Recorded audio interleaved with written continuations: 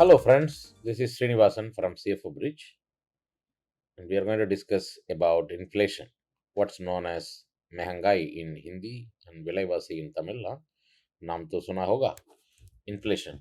It's a very friendly term. It lives with us, and it gets its various avatars from time to time. Though the word that is used is just inflation, it has got several meaning when it is used at different times. And we are going to understand the context. We are going to understand it a little bit better. And we are also going to understand what we can do with inflation, how we can use inflation to so that we don't get any surprises, because inflation is inevitable. Okay, inflation will happen. What we can do with inflation, how we can make use of it, is all can be a little bit of understanding that we can do. Now let's understand what is inflation, right? If you really look at a balloon, and if you put air inside that, use a pump, and then it becomes bigger. That's called inflating the balloon. And if you remove the air, it is called deflating the balloon. So keep this kind of a situation, visualization in your mind, because that's what we are going to discuss. Because if the price of any article, if it goes up, we are going to understand that its price is gone up. Therefore, it is inflation, and that's how we are going to understand it, right? So now, what causes this inflation, and what is currently happening now? And it is also strangely interesting. I just want to place few facts in front of you. Is that everybody describes that investment in stocks is the best investment to beat inflation. But you just now see what is happening. US has just increased their interest rate by about 75 basis points, that is 0.75%.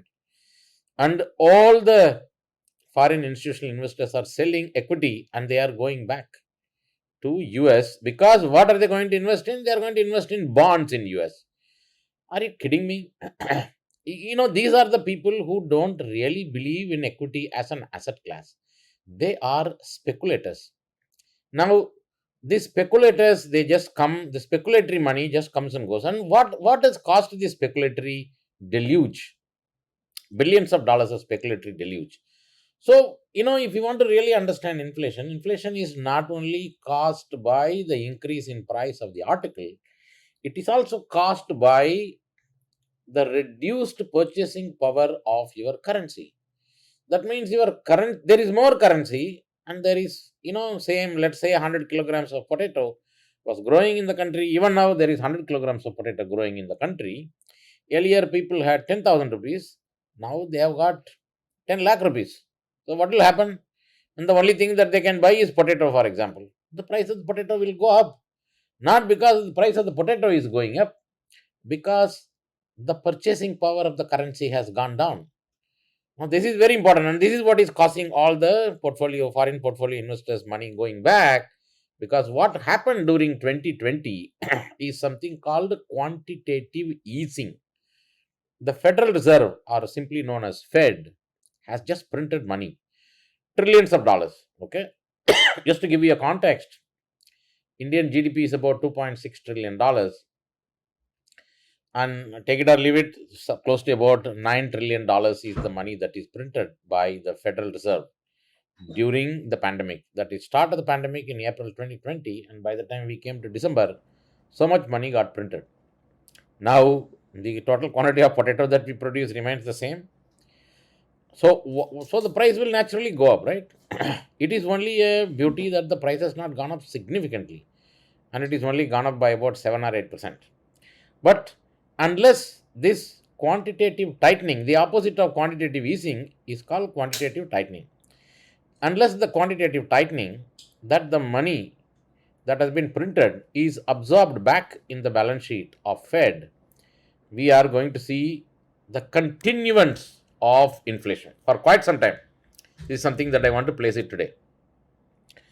Now, this is called the classic balance sheet inflation. So, what is a balance sheet inflation?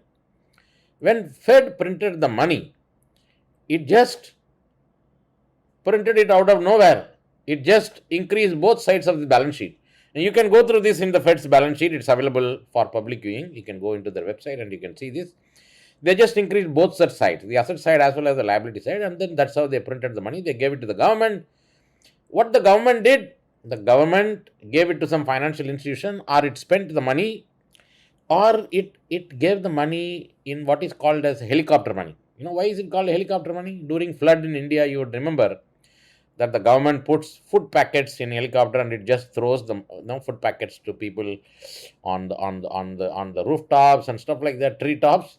So that's how the US government has printed dollars and put it in a helicopter and sprinkled it all over the United States and gave money to everybody else. So simply people have got a lot more money. And as compared to in India, what we did was we did not slightly different. We did very different. There was so much of pressure on the government of India to do the helicopter money, to print the money and to give it to them, because we said that, look, government of US gives money to the individuals, to the small and medium enterprises, and to everybody else. There is a lot of pain if you don't give the money. But friends, please understand, pain is inevitable. You can only postpone it. So government of India chose to undergo the pain upfront. What we did was we just ensured that nobody dies of hunger. We gave them all food grains, but we didn't give them enough money. Right? All that you need is you just need food grains. So we released the food grains. We have a public distribution system, PDS. We gave food grains to the people.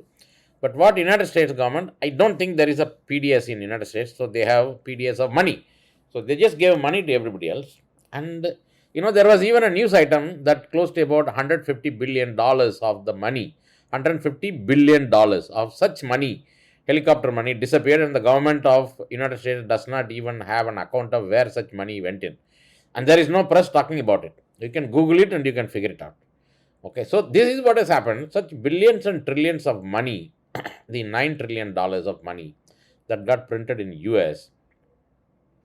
Unfortunately, US being a global currency, it doesn't stay within the geographical boundaries of US, and it travels all over the world. It looks for risk money. And a balance sheet inflation, which has been caused by just printing of money using the balance sheet, results in other balance sheet inflation. So the money from the Fed's balance sheet, which when it leaves it, it comes and sits in your balance sheet and my balance sheet and everybody else's balance sheet. So there was inflation all over the place, and that's how India minted or printed several unicorns. I mean, unicorn valuation went up within, probably double within 3 weeks, 4 weeks, 6 weeks, and all those things, right? It's theoretically impossible. Theoretically impossible that a unicorn value can go up in double in about 6 weeks' time or 6 months' time, or even in 2 years' time. Look at public markets; the value doesn't double in 6 months' time, unless you hit a lottery or hit a gold mine. How did this? So this is balance sheet inflation, right? When there is balance sheet inflation and when there is too much money and the valuations are going up without corresponding or underlying improvement in operation, without corresponding underlying improvement in performance, which is known as profit and loss account. So there are two different things: balance sheet inflation and P&L inflation. If there is pure balance sheet inflation, money moves from one balance sheet into another balance sheet. That is what has happened, without really resulting in improvement of real gross domestic product, real GDP. And so the value went up, unicorns got printed, crypto assets value went up, and naturally the money which is circulating from balance sheet to balance sheet has to get released at some point of time. It will have to come and sit in your and my balance sheet, right? And then what will you do? If you got money, we will spend it. So people are now spending it on discretionary and non-discretionary and food items and everywhere else we are spending. And there is just massive liquidity right through the world. And in this liquidity, there are two things which can be done. A age-old theory is that you increase interest rates so that people don't borrow, or people think twice before borrowing, and therefore you control the liquidity, which is one way of doing. The second way of doing is quantitative tightening. You call back all the money that you issue, which I don't think is a dangerous thing. I don't think that Fed is even thinking about quantitative tightening, and they are talking about it. We are going to do it. We are going to do it. Looks like they have done some extent, and that's why tying it back to the statement that I made earlier, that all the foreign portfolio investors have sold and took the money back to US, is because this is called the speculative money. Let's understand this a little bit better.